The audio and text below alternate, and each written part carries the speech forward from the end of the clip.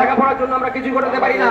আমাদের ড্রাইভার ভাইয়ের সন্তানরা কোনো সময় ডাক্তার ব্যারিস্টার হতে পারে না, কারণ আমরা কোনো সময় নিজে ভালো দুই মুঠো ভাত খেতে পারি না। আমরা আমাদেরকে সবসময় রোদে বৃষ্টিতে ভিজে গাড়ি চালাইতে হয়। আমরা সবসময় দেশের উন্নয়নের সাথে কাজ করে যাই, কিন্তু আমাদের দাবিগুলো স্থগিত থেকে যায়। আমাদের সংগঠন থেকে বিভিন্ন সংগঠন, সড়ক পরিবহন সংগঠন, যত ইউনিয়ন ফেডারেশন আছে, যত নেতারা আছেন, বিভিন্ন পর্যায়ে তারা দাবি আন্দোলন করেছেন, কিন্তু তারা অনেক সময় সুদের সঙ্গে ঘুষের সঙ্গে জড়িত হয়ে আমাদের এই দাবিগুলোকে তারা স্থগিত করে দিয়েছেন।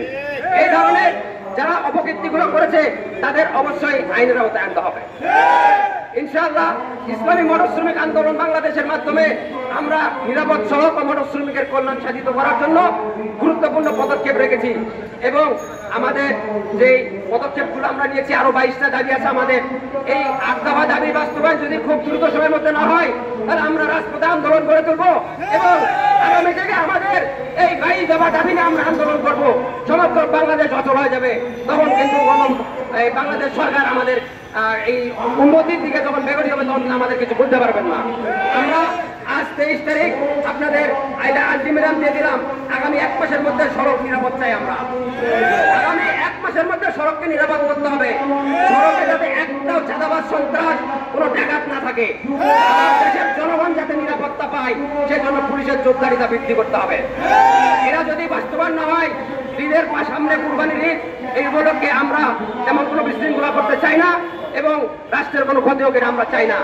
সাধারণ জনগণ কোনো দুর্ভোগে পড়ুক এটাও আমরা চাই না। বিদায় এই 22 দফা দাবি আমরা আগামীতে উত্তোলন করব। যদি আমাদের 8 দফা দাবি বাস্তবায়ন হয়, তাহলে আমরা শান্তিতে ঘরে ফিরবো।